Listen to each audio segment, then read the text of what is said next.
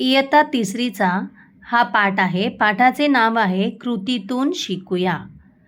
आता मी या पाठाचे वाचन करत आहे. तुम्ही सुद्धा माझ्यासोबत वाचन करायचे आहे. पाठाचे नाव आहे कृतीतून शिकूया. वाचा, वाचा, समजून घ्या. समजून घ्या. श्यामने माती आणली. शिखर तयार केला. चाक फिरवले. चाक गरागरा फिरू लागले. चिखलाचा गोळा चाकावर ठेवला. गोळ्याला आकार दिला.